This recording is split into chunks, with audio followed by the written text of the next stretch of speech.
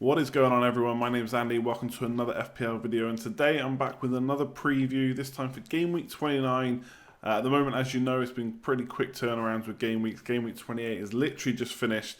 It's 10:35 at the time we're recording this, so the Game Week's just finished. All the matches are over. I've just finished watching Spurs versus Chelsea, so we're going to talk about all that.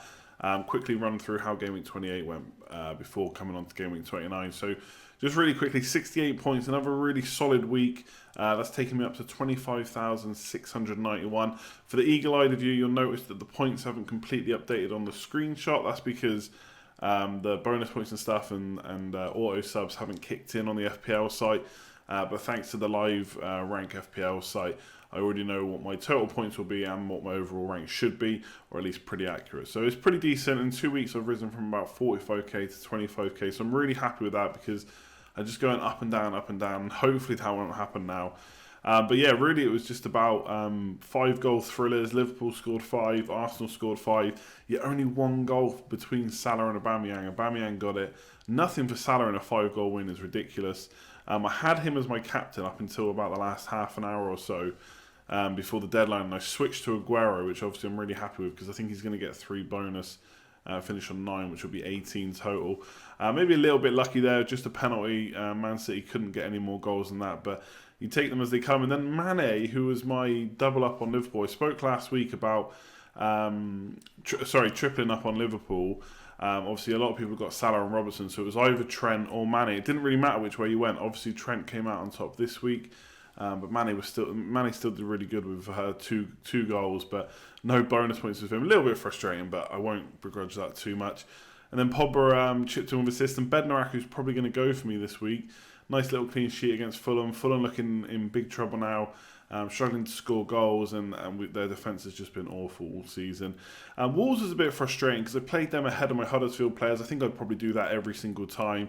But they couldn't muster hardly anything against Huddersfield. Huddersfield nicked the goal at the end, so that was frustrating for a lot of people that bought Jimenez in this week, and obviously those of us that have owned him and Doherty for a long time now.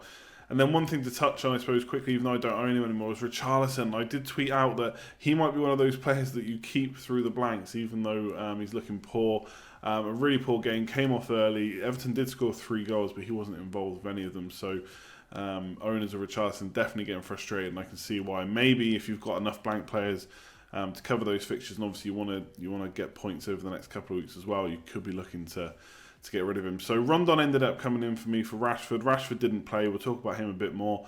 Rondon unfortunately got nothing, but my other option that I was going to bring was pretty much Barnes, and he did nothing either. So I'm pretty happy. 68 points up to 25k. Let's talk about Game Week 29. So let's kick off with Chelsea. They had a pretty good performance against Man City in the League Cup. Yes, they didn't come away with the trophy, but it was decent enough outside of obviously the Sarri and Kepa, the goalkeeper incident. And then they've had a good result against Spurs tonight, winning 2-0. So I'm just looking at it now and thinking they played okay against Spurs, defended well, didn't necessarily create a whole amount of chances, but obviously playing a good side in Spurs, and Spurs did defend well as well.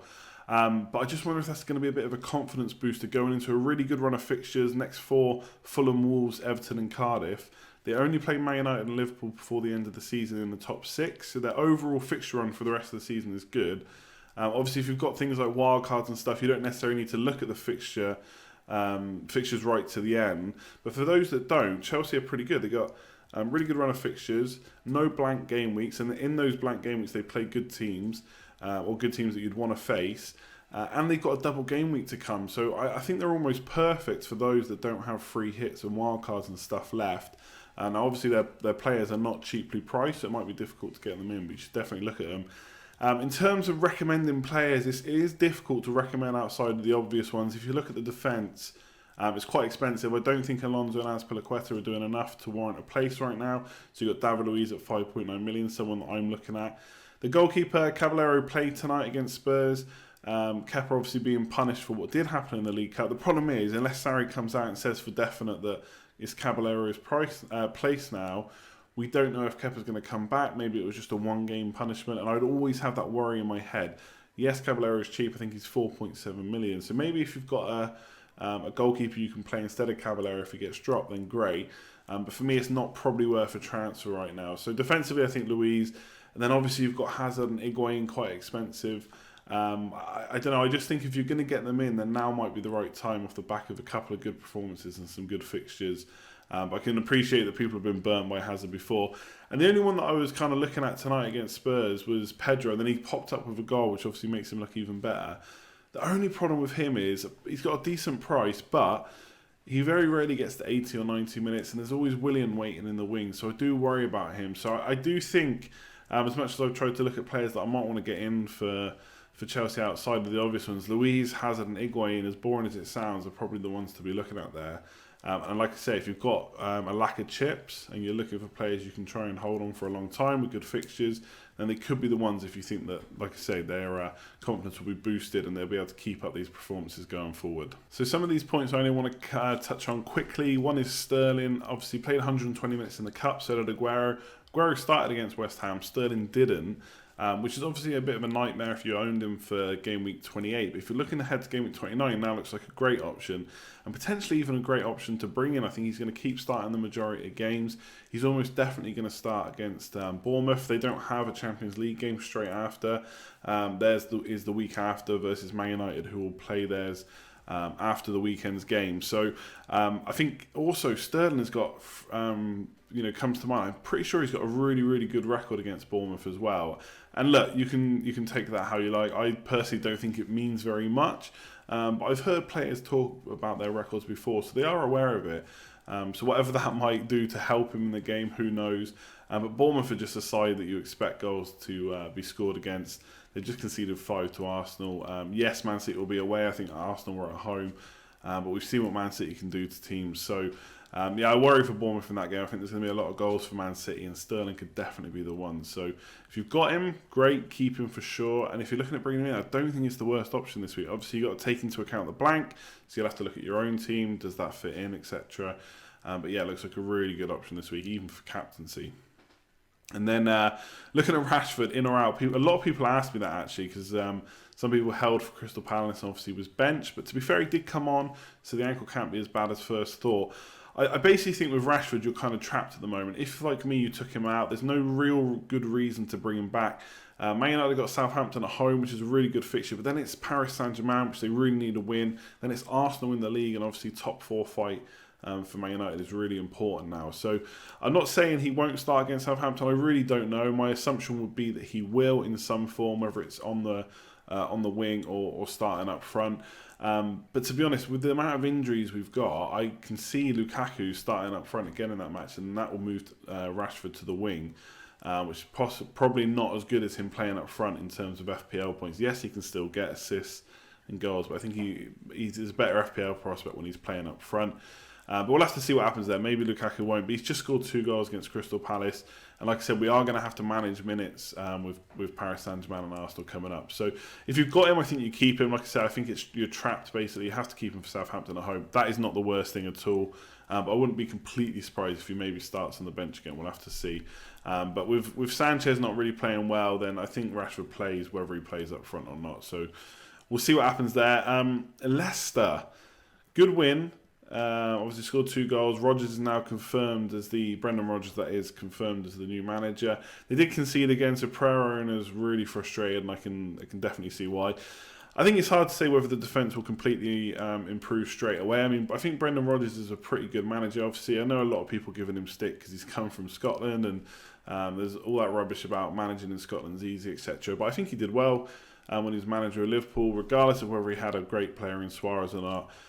Did really well for Liverpool, and yeah, I just think he's going to do well for Leicester. I think that's a good team they've got. Loads of young talent there. Vardy up front. Hopefully he can keep things going for them. Obviously scored at the weekend as well. So I'm liking Leicester still. Watford away, Fulham at home. Again, that Fulham fixture always stands out. Watford just shipped 5 to Liverpool. I kind of said on the last video that they're kind of a hit and miss team. They score loads, and then they don't score any, and then they get hammered by Liverpool. Obviously Liverpool, good side, but who knows what happened in that Leicester-Watford match. And then Burnley, Bournemouth, Huddersfield, all to come in the next few game weeks. So I really like him. And actually, something I missed when I did the video last week, which I saw since, and I've checked again before doing this one. They were actually top when it comes to goal attempts in recent weeks. In the last 4, they've had 83 goal attempts compared to City in second place at 69. And they've had the most in the box at 51. and they've got the best minutes per chance creation. So they're actually creating a good few chances and getting a lot of attempts in on goals. So obviously, you'd expect Man City players to convert more than Leicester players because of the quality of players they've got in their squad. But still, if you're shooting that much, the goals are bound to go in at some point. If they can keep that up under Rodgers, I see good things for Leicester. So the same players we spoke about last time. Maddison created 5 chances this game week just gone, 21 in the last 4, which is incredible. Harvey Barnes had 7 goal attempts this week. Yes, there's obviously some concerns over his finishing ability, but he's getting into the right places, loads of penalty area touches. So he's going to get a goal at some point. Just hopefully it's in the next few weeks. And I think for his price, I still love him as a punt. And then you got Vardy up front, like we spoke about Higuain for 9-ish million. Obviously Vardy's a bit cheaper, so you definitely look at him. But yeah, Leicester revitalised. I definitely think they're a jump on, no blanks, and looking good. A few people asked me about Son. I've got any worries about him. I mean, I own him too. I mean, Spurs in general, they played okay against Chelsea. Didn't really create too many clear-cut chances. Some didn't really get any amazing chances, but sometimes top 6 games go like that. Both sides defended well. They've got Arsenal at the weekend, and Arsenal, to be fair, have not got a great defensive record, which we'll talk about when we talk about Mkhitaryan and Arsenal in general. So I'm not fully worried about Son. I do see people kind of concerned about Kane being back and whether he'll be able to score, but for the most part, Son was the most forward player. Obviously, he's going to be the one that makes the runs. He's quicker than Kane, etc. Can maybe catch teams on the break. So if Arsenal attack them, there's that opportunity there. I think he will start, but he hasn't had much of a rest. And I did say in the last video, I wouldn't be surprised if he did get one. So we'll see. I think Arsenal's just too big of a game, especially after Spurs have just dropped points to Chelsea, to leave Son out. So I think he'll start. And I think a bit like Rashford, maybe we're a bit trapped now. We have to keep him because it's Southampton after the Arsenal game. So I think those fixtures are okay to keep him for. And then when the blank comes, we can maybe look at getting rid of him. But for now, he's a keep for me. Salah's very similar. I mean, we spoke on the last video about how his stats were poor. It's ultimately the reason why I switched him to Aguero. In the end, yeah, you could tell I was lucky. Aguero got a penalty. Both players did nothing from open play, but they did worry me that much that I switched to Aguero. Much better underlying statistics. And Salah, again, poor tonight. He had 2 shots inside the box versus Mane's 4. They both had the same amount of goal attempts. But he did have a lot more touches in the box. He had 14 versus Mane's 6. We see that a lot. Salah's always high up for touches in the box. So I think for me that we talk about every year those players that we keep through the blanks, even if they're not performing. He's not performing right now. 1 goal and 6, no assists. But he is just that big player that I just cannot get rid of when he's got no blank. And that blank game week in game week 31 is Fulham, which I could definitely see goals in. I've bashed Fulham a lot in this video, so hopefully they do keep getting battered. Otherwise, I'm going to look like an idiot, and loads of Fulham fans will come and tell me I'm an idiot. But yeah, I think Salah has to be a keep for me for now. Is Mkhitaryan essential now? I don't think people will really ask this completely seriously, but he has been doing pretty well. 2 goals, 3 assists I've got written down here in the last 3 games. He started, obviously, those 3 games. But he's only created 6 chances and 4 goal attempts. His expected assists are 0.73 in the last 4 game weeks. And 0.77 expected goals. So he is overperforming right now. And they do have Spurs away and then Man United at home and a blank. So Mkhitaryan definitely not a buy. I'm not even going to talk about it too much more for here because I don't think many people are really considering him. Otherwise, you've got Kolasinac in defence. Really good for attacking returns. Another one again tonight. But Arsenal was really poor when it comes to defensive returns. 1 clean sheet in the last 5. And that includes games against Cardiff, Huddersfield, Southampton and Bournemouth. So you'd expect more from a top 6 team in terms of defensive returns. So I'm not really invested in Arsenal at all right now. Look, maybe in the double game weeks and stuff we'll revisit them, but not for me. And then lastly, kind of coming on to captaincy, there's a few good games for teams. Man United got Southampton. I don't think I would go there. I think Pogba, another attacking return in game week 28, but just with Rashford worries and other injuries, I just don't know if we're going to roll over Southampton. And there's going to be one eye on Paris Saint-Germain as well, so I'd count him out. Wolves, I just wouldn't trust them as good as they've been. I'm just never going to put the armband on them personally. Chelsea versus Fulham, if you want to take a massive punt, Hazard or Higuain, I think they can definitely be in the points. A bit like when they played Huddersfield.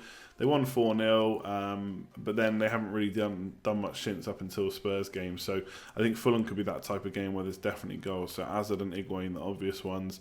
I think the best option comes from Man City. Sterling, he'd be the one I would look at this week. I missed Aubameyang in the video, but I put it in a comment quickly after I realised that I think he was the best option. Yeah, he only got 1 goal, but I think Sterling could definitely be involved in more than 1 goal against Bournemouth. So he'd be my go-to. I might even captain Aguero because I think he'll play again, especially if Jesus isn't fully fit. So I'm definitely eyeing Bournemouth as the team to go for again this week. Salah's got Everton. I just think underlying stats, again, not impressive this week. Haven't been for a little while now. I don't think you can ever discount him for obvious reasons, but even Mane is looking a bit better than him right now. So for me, best captains come from Man City. Obviously would never write Salah off, and Chelsea look pretty good against Fulham. Not quite sure about Pogba. As for my plans, like I say, Aguero captain. I've got 2 free transfers. I had 2 free transfers last week, only used 1. I've still got 2, and I'm probably only going to use 1 again. I quite like that. I feel like I'm in a good position right now. I'm keeping calm. 20k rank rise in the last 2 weeks, and kind of managing my transfers, but not completely killing my team for the blank game week. So I will probably make a defensive change. I don't really want to play Schindler, even though it's only Brighton away. I'll probably do Bednarak to either Ricardo Pereira. So kind of briefly touched on Leicester earlier. I still think they're potentially good options in defence. Newcastle also, but the thing with Newcastle, we don't know if they're going to play in game week 33, and I don't want to get 2 Newcastle players only for them to have a blank in that week. So I'm looking at Ricardo or potentially David Luiz for a little bit more money. I can afford both of them in for Bednarak. And Southampton's fixtures are pretty poor now, so I don't really want to keep him too much longer, even though he's cheap. So that's pretty much what I'm looking at doing. A boring defender change. I'll still have 2 game weeks, but I'm really happy with that because I'm basically getting to the blank game weeks without completely shifting my players every week and just holding 2 free transfers till I need them. So by that point, I'll be in game week 30. If I can just make 1 again, that lets me do 2 in the blank, and I could potentially get out 11 players for free without completely killing my team. So I'm really happy. I'll leave the video there. Like it if you've enjoyed it, as always. Really appreciate the support. I know the turnarounds have been really quick, so thanks for watching. Subscribe if you're new around here. There will be a stream. This video will go out on Thursday afternoon probably. There'll be a stream at 9 or 9:30 PM UK time on Thursday. We'll talk through any questions you've got. Leave a comment below. I'll try and get back to as many as possible. Otherwise, I'll leave the video there. Like, comment, share, subscribe. Good luck in Game Week 29. Catch you later.